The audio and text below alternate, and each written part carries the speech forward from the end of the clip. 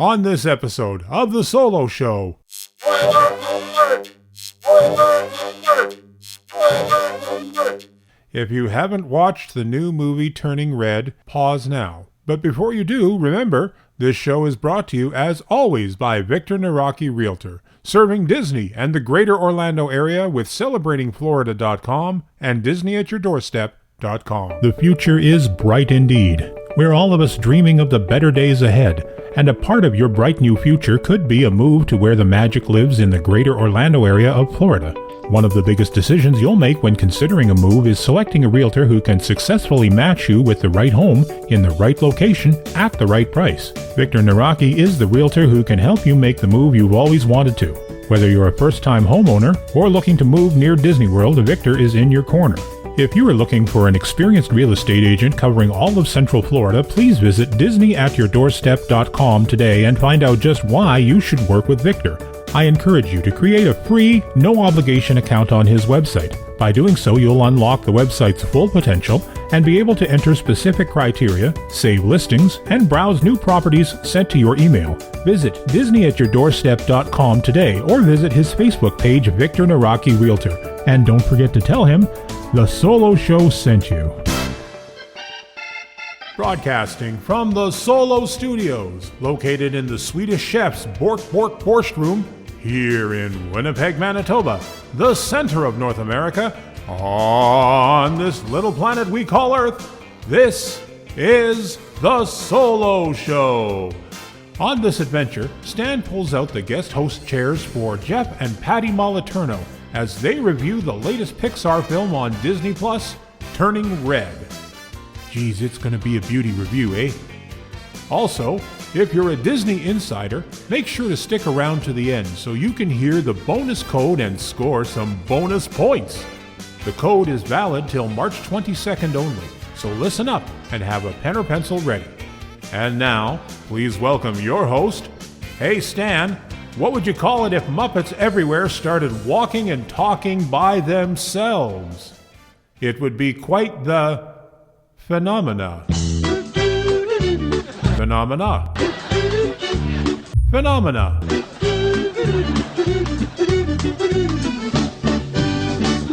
It's the strangest thing I've ever seen. Here's Stan Solo. Hello and welcome to another edition of The Solo Show. I am Stan Solo as always, and I got a couple of treats for you guys. First of all, listen to the end of the show. I think Ken mentioned it already, but at the end of the show, we're going to have a special code. If you're a Disney Insiders collector, you can get a bonus code and get some bonus points. So listen for that. As well, joining me today, you've heard, they've both been on the show before. They were on the couple show, I think. We did a game show, and they were on Jeff and Patty Moliterno. And Patty is from the mothersrandomthoughts.com. She writes kind of, I'm not sure if it's daily or weekly. I gotta find. I only read the movie reviews because that's the ones I'm interested in. But she does more than that. Patty, welcome to the show. Jeff, welcome to the show. Ladies first. Patty, tell us a little about mothersrandomthoughts.com. Okay, so well, thank you for having us on. I'm going to very briefly say that I started reviewing movies in 2005 for another site, and so I was doing movie reviews for probably about 8-9 years, and said, I'm doing this for this other site. I'm just going to start my own blog and start writing movie reviews. But I also started it to process my thoughts about our youngest son who has autism. And so I write about autism. I write about homeschooling. I do some recipes and movie reviews. So I'm going to check out the recipes. I do read the movie reviews. I read those all the time. Whenever I see one, I read one. Well, thank you. Yeah, and they're very well done. I have to say, like you get into, you kind of write about stuff that I wouldn't normally think of myself about the movie. And one of the things I like to do is, and I tell people usually on the review, I write about, I try to highlight anything that anyone would have trouble with or might. That doesn't necessarily mean I have an issue with it. Yeah. But parents want to know the content of a movie. And I write from a Christian perspective. So Christian families who want to know what's in the movie before they allow their child to see it. Right. Perfect. What type of recipes do you do? I didn't know you did recipes. So I write, I'm gluten-free. So I publish gluten-free mostly. Every once in a while I'll do a gluten-filled recipe because it's something my family likes, but I modify most recipes and publish them gluten-free. I have thumbprint cookies.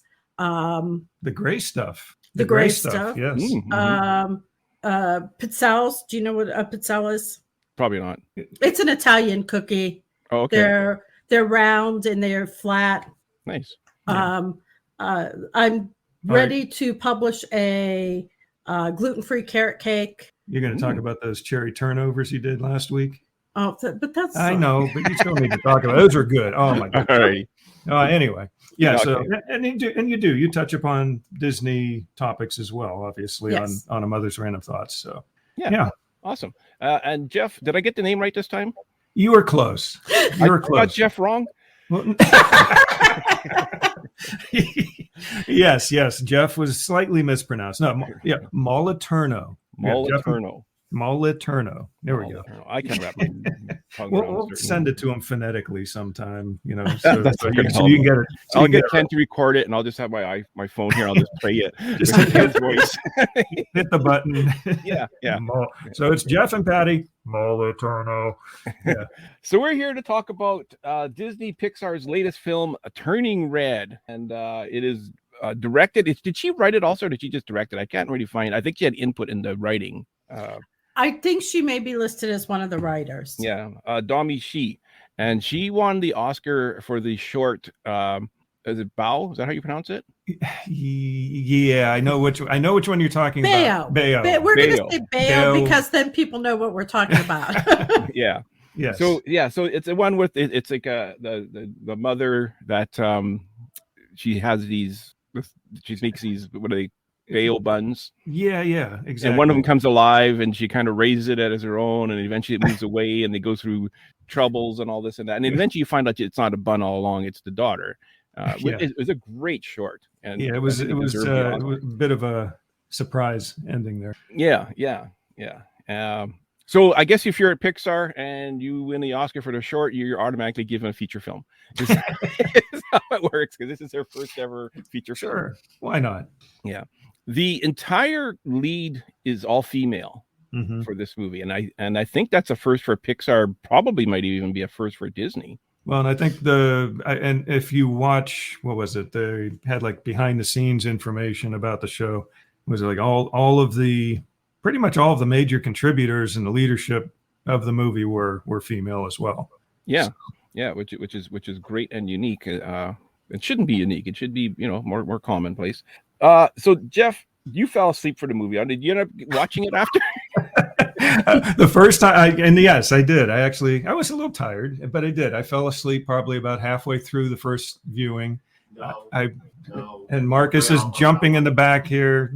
It was maybe 30 minutes into the movie. That's about right. Okay. I watched the rest of it this morning, actually, before coming online here with you. So I have seen the entire movie now. All right. Okay, good. And Jeff, what was your thoughts on this? Oh my. I've got so many different directions I could go. Again, and I know I'm going to get probably ridiculed a little bit about it, but I couldn't really connect with many of the characters. Again, I'm a guy. I get that. He doesn't connect with me. Well, no, and it's understandable because it's about a small girl, 13 years old, becoming of age, growing up in Toronto, Canada. Jeff has zero experience in any of that. Right, exactly. Although I have visited Toronto several times, and it's a very nice. Did you go to Chinatown at all? No. Well, I think we were through. I don't think we stopped and stayed in Chinatown, but I actually have been to Chinatown in San Francisco. Okay. And I'm sure there's probably a lot of similarities there. Yeah. But so definitely I had trouble connecting with the characters. I'm not into boy bands. I have not gone through the things that a 13-year-old girl have gone through. But there are other Disney movies where I might not necessarily connect with the main characters, but still, have some connection somewhere along the way. We got a third. Are you going to just stand there and jump in the whole show? You might as well come in already. What's that? You might as well come in already. He's supposed to be watching his brother. Yeah, he's watching his brother downstairs. Okay. But no, he's up here. Okay. Okay, so Patty, what were your thoughts? Well, I'm going to comment on what he said. Yeah. I was never into boy bands, Mm-hmm. and I never doodled boys. Right. I would do at 13. I was doing horse heads. Well, you lived on a farm, so that's more understandable. Yeah. Okay. I liked boys. Yes, you did. I was one of them. But I mean, at 13, yeah, I noticed boys. But but I'm a little older, but I gotta believe there were always girls at 13 that were falling over boys. I looked at the show, and when I was watching it, and I don't know if this is the case, I thought the people who wrote this are a bunch of 20 to 30 somethings who have never grown up. Okay. And start researching, see if they're married and they have children. I don't think any of them do. Well, the producer does. Well, I was going to say, I think one the or two. producer is older. She's married. She has 3 grown boys that are in their 20s. So she doesn't have a daughter. She never had a daughter. She don't have a daughter. Okay. And then she mentioned that in the behind the scenes that she doesn't know very much about having a daughter and whatnot. Let's talk a little bit. I love the movie. I really enjoyed it. Again, when I first heard the premise, I thought, okay, this is going to be good. And then when I heard it was is based in Canada, I'm like even more interested in it. The trailer came out. I was like, okay, this is going to be. I laughed at the trailer. This is going to be a lot of fun. I want to talk a little bit before we get into the spoiler part. I want to talk about the style of the movie, the music, the color palette, stuff like that. But I really want to talk about the marketing of the movie. Like Patty mentioned before we went on the air that she thought that this movie was marketed wrong. It's aimed at a certain age in the marketing in the trailers, and it's kind of meant for a different age. And I agree 100%. So, what age group and who should be watching this movie? Well, I'm never going to tell someone they shouldn't watch a movie or their children shouldn't watch a movie. I will give them what's in the movie. And are you ready to have that conversation? And I am somebody that had these conversations with all of our children. We have 4 boys and a daughter, and all of our children we had the conversation at home with. We had conversations even because we homeschooled. We knew our kids weren't going to hear in school slang terms. Mm-hmm. We sat down and said, these are terms you may hear in society. I didn't want my kids going out and hearing things and not understanding. Yes, imagine being the first person to tell your kids certain slang terms relating to body parts and things like that. Yeah. So we had those conversations in our house. I understand that not everyone does. Saying that, I think obviously that the ideal audience for this are 8 or 9 and up girls. Boys can watch it, but it's not necessarily the content about female. How do we want to say this? Well, the director described it, and she pitched it to Pixar and to Disney as magical puberty. There you go. Was how she described the movie to Pixar, and that was not mentioned at all in any of the marketing. Yeah, the magical monthly thing. Yes. So I'm going to say, and I don't know how this will come off, but imagine if Pixar made a movie about boys going through puberty and included wet dreams. Okay. People would be up in arms. If Pixar made a movie and a boy 13 years old was howling at a young girl, the director would lose his job. That is interesting, yeah, because there is that scene where I don't want to get into spoilers, but there's a boy that she's kind of attracted to. She's a little excited about. She kind of, with her foot on the floor, being kind of excited when she sees him. And there's a howling too. Yeah, it is. Yeah, she actually howls. You're right. Yeah. But I think your point about maybe early teens, maybe before like 8, 9, 10, and into the teens. But I think like you mentioned before the show, the marketing that Disney had related to it. Where were they marketing it heavily? I don't watch Disney Junior. I got a Surprisingly, message. I don't either. I got a message. I got a message from a mom that said, I did not know the main themes of the story and wish I had looked it up. My 4-year-old wanted to watch it, so we did.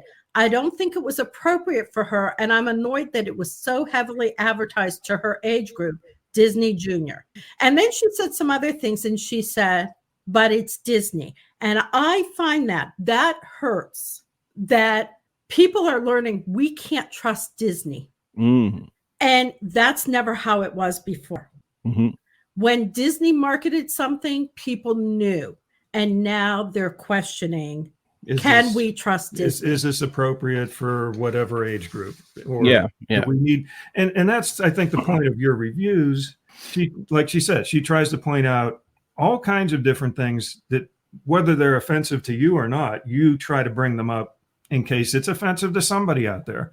And then they can maybe look at your review, maybe look at it, the review, and say, hey, maybe I need to preview this movie before I have my 4-year-old or 5-year-old or, boy or girl or whoever watch a movie. So that's So this came out on Disney Plus. It's the third Pixar movie in a row to come out in Disney Plus, as opposed to being in the theaters, because of the times we live in. If this was in the theaters, you think people would be walking out? Maybe they would have researched more before going. Well, they would have read your review first. That's right. They would have visited the mothersrandomthoughts.com and read the review first.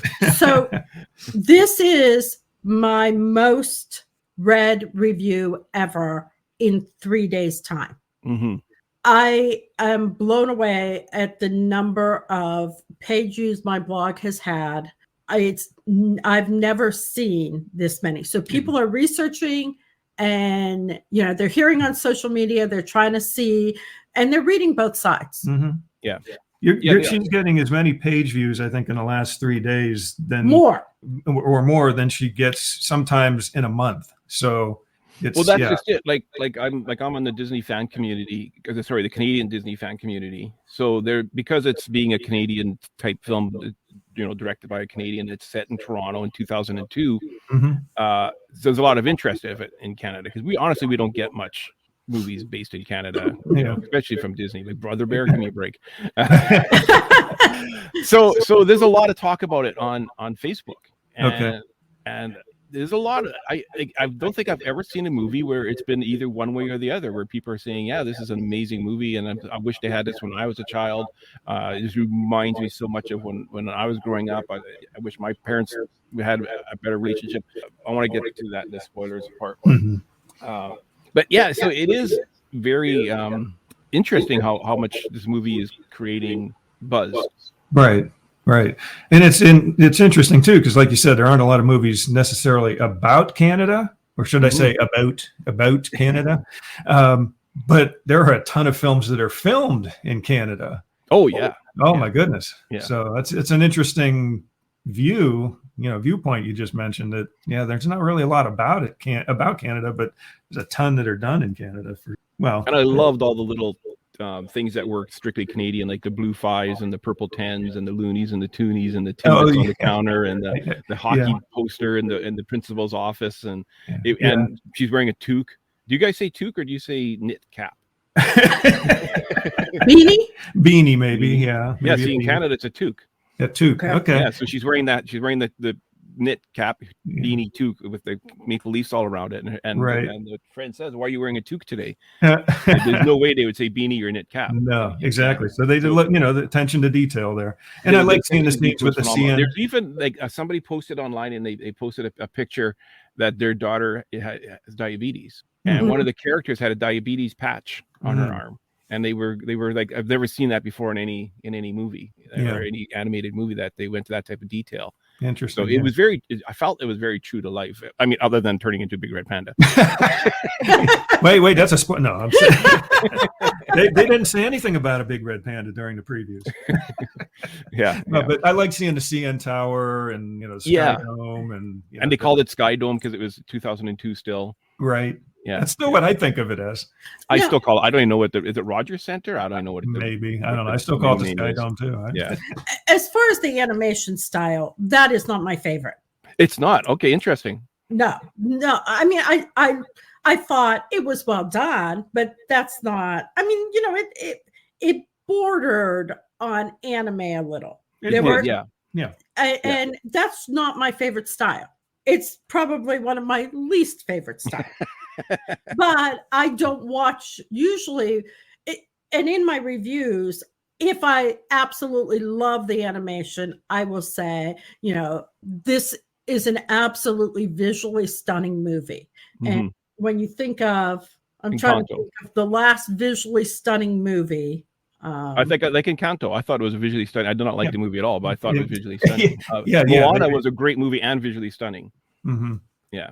Yeah, Encanto definitely was very detailed oriented, and the scenes were just very colorful. And Raya was. Yeah. Raya was too. Yeah. So, I really loved the animation style. It was like a mixture of like, it was like Scott Pilgrim Saves the Universe combined with the traditional Pixar combined with Japanese anime. I really enjoyed it, and the color palette was like a bright pastel. Is how I would describe it.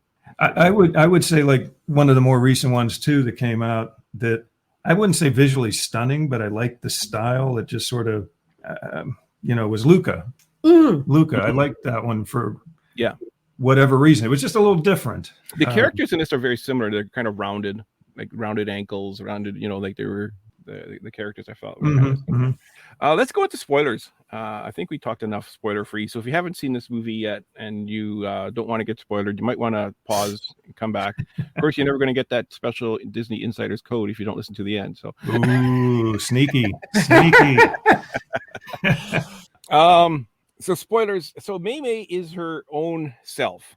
She does what she wants when she wants. I mean, I thought that was a great thing especially for kids to see that I could be a dork and still be myself. I could still be happy. I could still be proud. She says, I accept and embrace all labels. Like that type of stuff I thought was well done and encouraging for children. Yes. And at the same time, I felt like it might've been pushed a little too much. Now the mother was over the top controlling. She was a control freak. So, I mean, and she, the daughter, was obviously trying to break free from that, while at the same time trying not to disappoint her. Right. Which is, I'm sure that's a big struggle for a lot of teen kids. Boys. For sure. Especially, I think first generation immigrants go through that a lot. I've experienced that firsthand, where they want to be wild, but if their parents find out, they're deep. Yeah, but I felt like she was it was almost like she was being disobedient just for the sake of being disobedient to try and become her own person. So I don't know. Well, I had someone email me, and I felt this was really highlighted what I feel the problem with this movie is. She said, when I was young, I was like that. I wanted to break free of my mother, and my friends had so much influence over me. And now I'm an adult with children of my own, and my friends are gone. And I am the person I'm closest to is my mother. And I regret those years that we weren't close because of my rebellion. You have one mother. Now, I don't have a great relationship with my mother. That's never going to change. That's not on my end. It's never going to change. However, most girls want a relationship with their mother. They want to be able to go and talk to their mother about things. There is a period of time in everyone's life where you need to try to find your own way, but you don't have to fracture that relationship.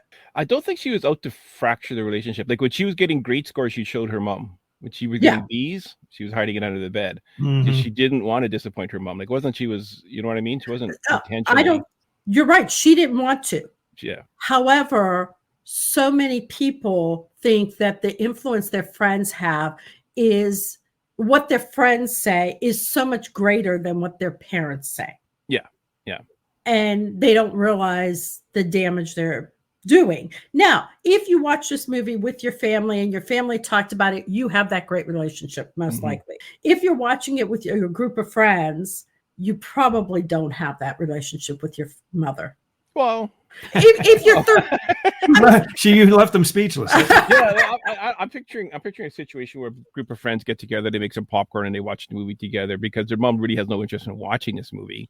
Like I watched it with my daughter. My wife did not want to watch it until I was talking about it for the last 2 days. And I wanted to watch it again, and she was in the room, so she started watching it. Now, My wife did not like it at all. She's not into these type of movies whatsoever. If my kids ever ask me to watch a movie, I'm there with them. If they ask me to do anything besides go whitewater rafting. or maybe skydiving. No skydiving No for me. skydiving. But I'm there with my kids. Yeah. But she's not the overbearing, controlling mother like from the movie. She was over the top controlling. I mean, as moms, I don't think that's too far from reality, though. Like I really don't, because I've read so many posts where people said that's exactly how my mother was, or that's exactly how my parents were. No, and I want to know if those people have grown children, or if they have children at all that are saying that, because your perspective changes. I didn't print this off, but somebody mentioned, I'm trying to think exactly, I should have printed it off, that, I have to recollect my thoughts. Let's move on. Okay, well, there was a scene where they asked their parents to go to their concert. All the girls go, the 4 girls go, and they asked their parents. Mm-hmm. So May's mom says, absolutely not, you're not going. The Korean girl, I'm trying to think what her parents, I couldn't remember what her parents, but she was not going to be able to go. Her parents were not going to let her. I can't remember what she said. The one said, when you're 30. That was the East Indian girl. Her parents said, yes, you can go when you're 30. Mm-hmm. And the Caucasian girl's parents said, yes, you can go, but you're paying for it yourself. Right. And I felt that was very true to life too, because that was kind of, you don't think so, Patty? You're shaking your head. No. I have a story to tell about that. And I hate the term Caucasian, and I hate the term white, because I'm okay. Then the Canadian girl, we're all Canadian. I mean, so maybe that's true for Canadian. We always say we're not white. I'm not white. I'm like I'm light olive. You're olive. You're a light olive. So I am of Slovak descent. Jeff's Italian. Well, half Italian, half Slovak. And, even within different regions in Europe, everyone wants to lump every European together. We're not the same. No. My parents were first generation here in the United States. My dad would not let me. If he would have let me go, he would have given me the money for it. Mm-hmm. He would never let me go at 13, and he wouldn't let me go at 16. Yes, I actually tried to go to we were dating at the time. You asked him. Yeah, let's hear the story. Okay, so you guys were dating at the time, and you wanted to take Patty to a concert. Yes, it was an Eddie Money concert. No, was it? Michael Stanley. Or Michael Stanley. I'm sorry, Michael Stanley. Michael Stanley. Michael Stanley. Do you know who Michael Stanley? I don't think I know who Michael Stanley is. He was. He still plays. No, he's dead. Oh, did he really? Yes. He has a great last. He died last year. Yes, he did. Yes, he did. Amazing. You never took me. I know. I never got to take you to a Michael Stanley concert. That's blame your dad. Anyways, what type of music does Michael Stanley play? It's rock. It's rock and roll. It's a little bit country rock and regular rock. So it's not like Quiet Riot or Def Leppard. No. Right, no, okay. Not hard rock, acid rock. Bang your head against the wall type stuff. but yeah. So I asked her dad. I was going to be able to go and take her to this concert, and he basically said, "No, you can't take her." I'm like, okay, I respect. Not going to argue. The night of the concert. Days later, the night of the concert, you had to buy your tickets to get to it. And the night of the concert, he's like, "Isn't that Michael Stanley concert tonight?" And we're like, "Yeah." We're sitting in the living room with him. He's like, "Well, why aren't you guys going?" What? Was he expecting Patty to put the pillows under the blanket and hop out the window, or what? and I It's like, well, because you told us we couldn't go, so I didn't get the tickets. If my mom would have said something to me, I might have at 16 said I'm going to a friend's house and gone. My dad, if he said that, but I had a much better relationship with my dad. Okay. I knew my dad had reasons. That's one of the things I was going to mention, is that So What kind of reasons? I think I was the reason. Yeah, have you seen what You he looked can't like? go because of this guy right here. so I grew up with 6 siblings. I am number 6 out of 7. My oldest brother is 13, 14 years older than me, somewhere around Something there. like, well, he just turned 70. So You're very similar. You're very similar to myself then. Yeah. So I have there's 5 of us, and I'm the second youngest. Okay. so My oldest is 15 years older than me.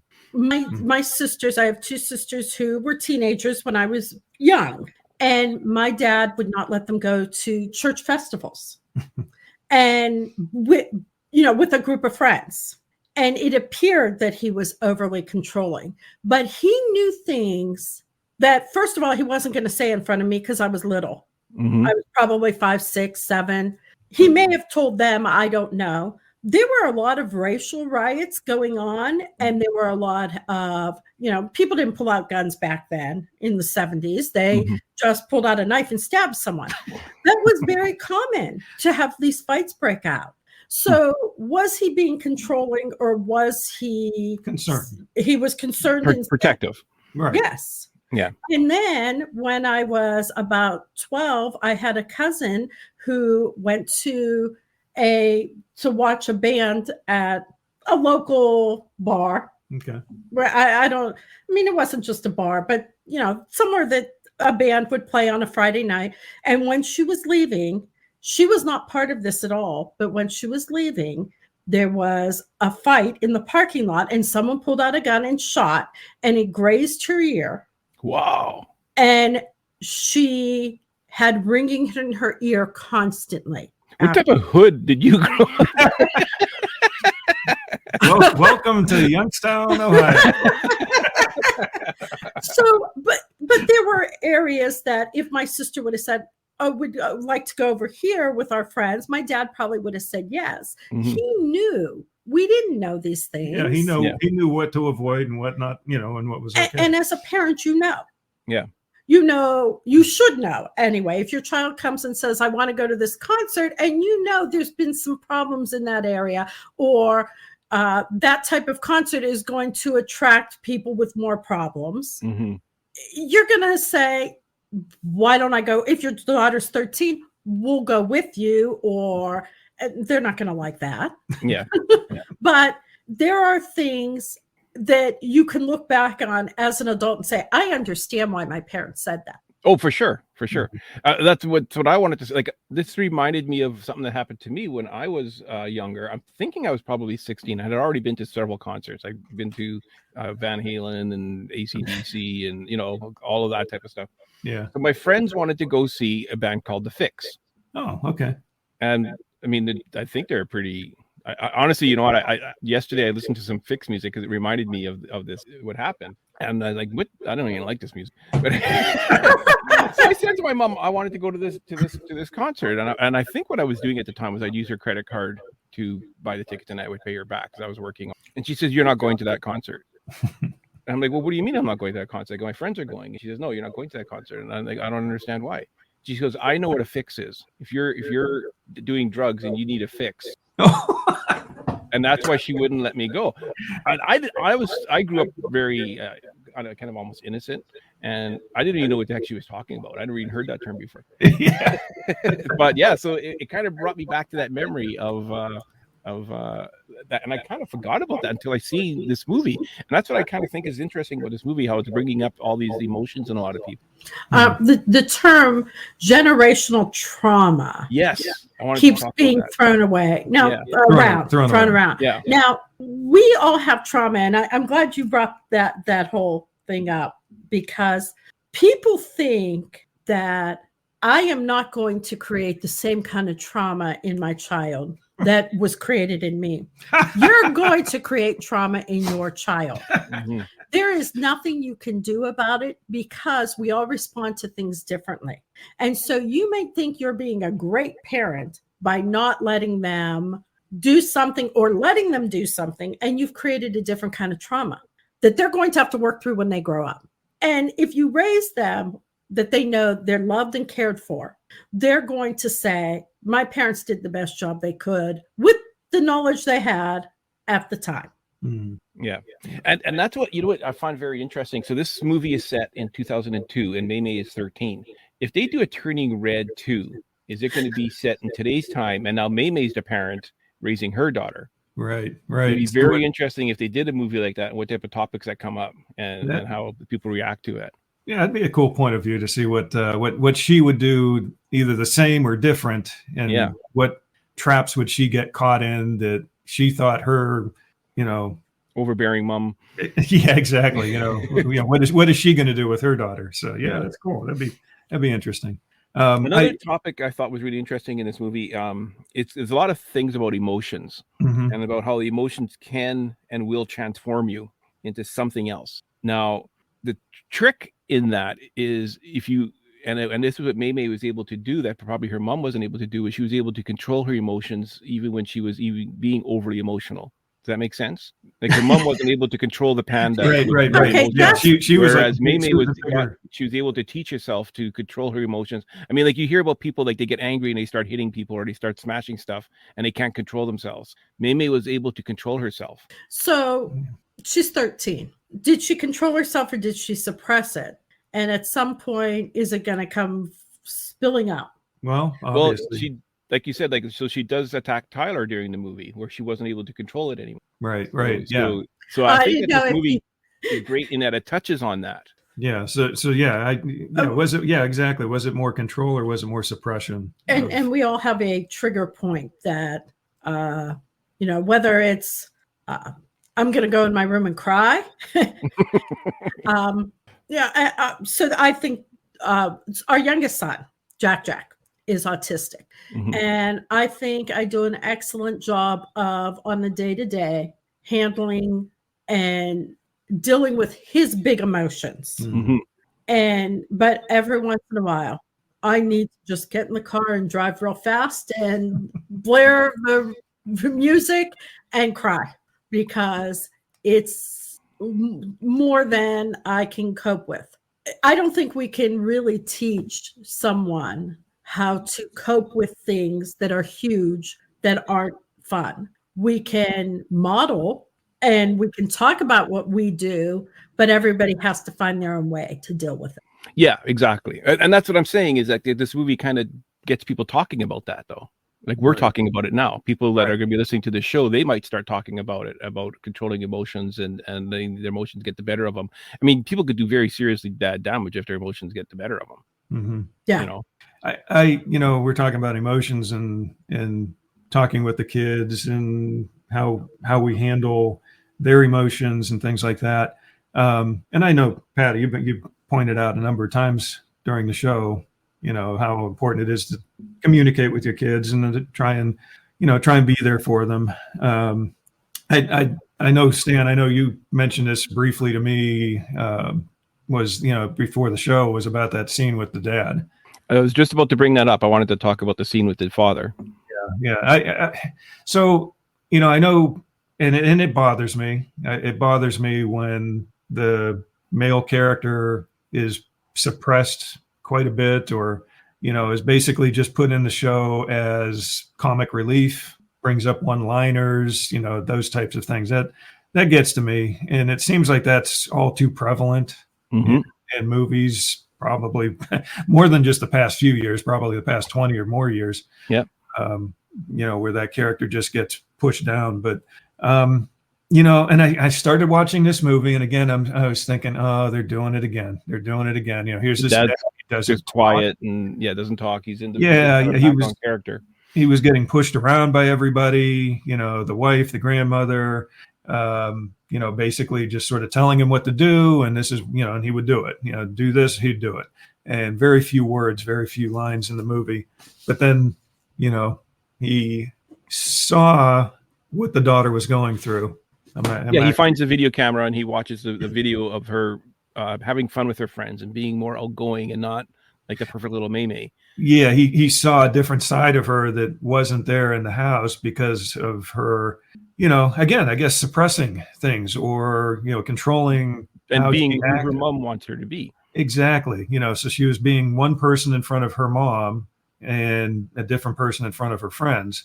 And, the dad saw that and had a bit of a moment with the daughter there, where he just sort of sat side by side with her and had a little bit of a talk with her, and that was probably one of the few scenes that I actually really connected with in the movie. And do you know why that scene bothered me? I knew that Oh, this is gonna be interesting. No, because That's like probably my favorite scene in the entire movie, I have to say. and the problem I have is that as a husband and wife, you should be united. Your kids, you shouldn't teach your kids that, oh, go to mom for this, go to dad for this. And he should have he had the ability to, with his wife. he should have. He should have. I agree with With that. his he wife. should have. But again, his wife, Deal wife- with his overbearing wife. his overbearing wife. Yeah, and that was the point. His wife was so overbearing. She was overbearing with the daughter, and she was overbearing with him to the point where she was controlling Everything. Yeah, but their lives. And he saw that. And when he saw that video of his daughter having fun and being, basically. He says to the daughter, he says, I like this side of you. I think this side is very funny. Right. Yeah. She wasn't that timid, little girl that she was with the mother. Right. So, yeah. And I agree. That to me, it was a good scene in the sense that the father finally came out and said, and broke out and said something. But yeah, you're right. But he liked the red panda and his wife too. Oh, he did. I don't know if that signifies something. I think there's something more to that we could delve into. But yes, he did. He liked the red panda and his wife. There was one scene with the dad that really I thought was super creepy. Uh-oh. That cooking scene. That was a little that bugged me a little. Yeah. Oh, really? Why he was like chopping up the vegetables? But the way it was filmed, it was like. Well, the thing that bugged me about it was just the way the wife treated him at that point. It wasn't like, I cook, I help, Marcus helps, we cook, we do, we make meals and stuff. But it was almost like, the wife was just like ordering, badgering, this is what you will do type of thing. That controlling thing came out again, and it just bugged me in that scene. Well, that's just, and I think that the father kind of knows that. That's why I didn't talk to his wife about it. And he kind of said, like, this is how I feel about it. Yeah. Your mother probably won't agree. Right. And I don't blame him for not really bringing it to her. The people are often different people in different areas. Like, I mean, like, I know, like with my parents, I was a different person than I was with my friends. Oh, sure. That's just common human nature. Yeah. So. Okay. So am I a different person? Are you a different person than what? With different people. You probably were when you were a kid. No, I've always I got yelled at home for being too goofy. Because I did all the time too. My mom would say, "Stan, just stop laughing already. You're laughing too much." You'd be on my case about that all the time. Yeah. I've always tried to be who I am. Mm-hmm. And it doesn't always work in every situation. Right. Yeah. Sometimes it gets in trouble. Okay, so before we carry on, if you are a Disney movie insiders, it used to be called what? The Disney Movie Club, I think, at one point? Yes, I think so. No. Disney Movie Club is still there. It's different. Disney Movie Insider, you collect points. Oh, yeah. So if you get a movie, there's a code inside the movie. If you go see a movie, you can get points for seeing the movie. But anyways, we got a bonus code for you. Toronto. If you go to the Disney Movie Insiders and enter Toronto, you'll get some bonus points. And this code only works until March 22nd, 11:59 is when it's good till.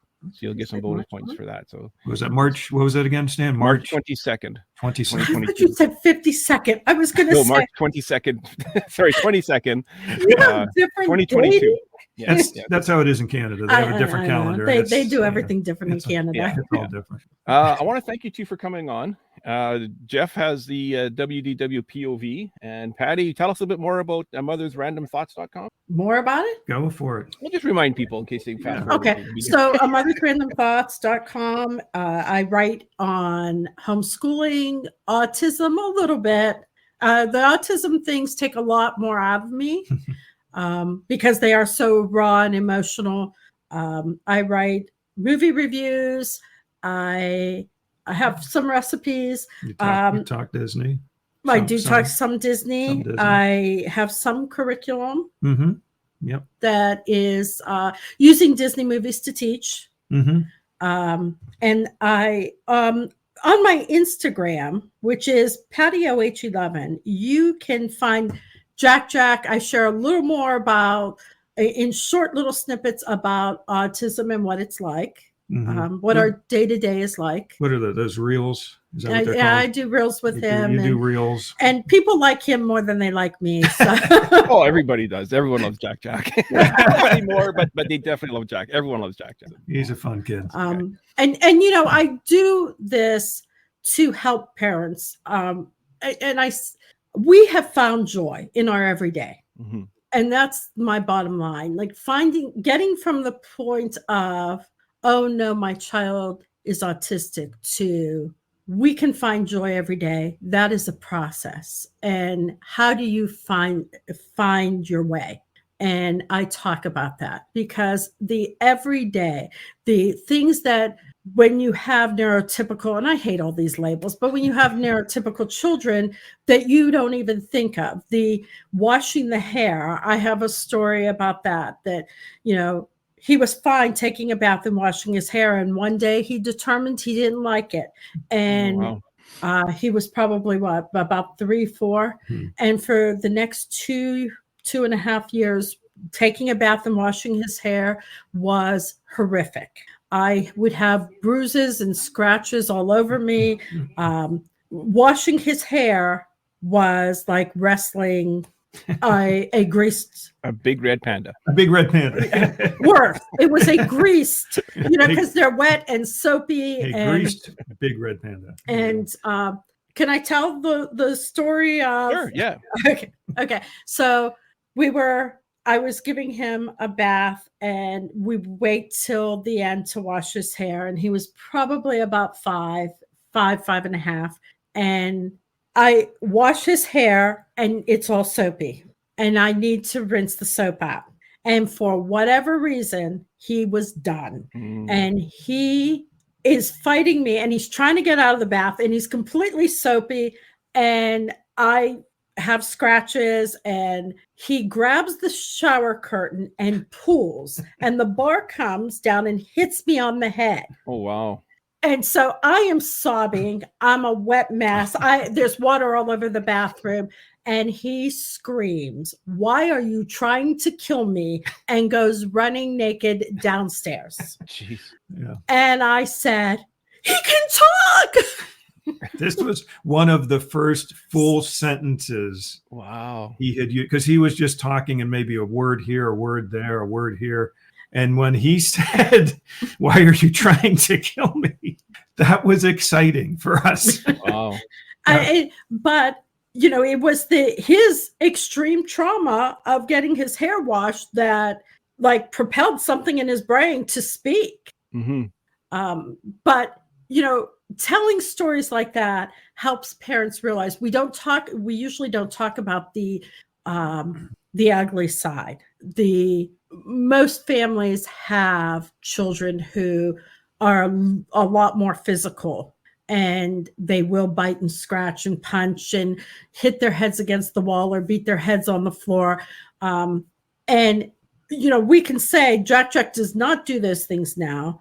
I think it was the extreme love, and that's all I can say. I heard from God, and I don't say this often, that God told me when he was 3, wrap your arms around him and love him where he's at. And that's what we did. And we didn't do a whole lot of therapies. We did love on a day-to-day basis. And he does not hit or punch or scratch or bang his head. He still has meltdowns, but they're few and far between. Yeah. So beautiful. That's our story. Great. Okay, we're gonna end it there. That is a great story. Thank you for coming on. Well, thank you. Yeah. Thanks for having us. Take it away. If you have a brilliant idea for a future edition of The Solo Show and would like to take your turn in the guest host's chair, then drop us an email at thesoloshow01@gmail.com. Tell us your idea for the show, and we'll contact you about a date and a time for you to join us. If you would just like to keep the conversation going or have a comment about a previous show, then visit us on Facebook at The Solo Show. All logos, sounds, and songs that are made by and for Disney and its affiliates are owned solely by the Disney Corporation and are not, nor are they intended to be, the ownership of The Solo Show podcast. We hope you'll join us for the next adventure on The Solo Show. Thanks for listening, and bye for now.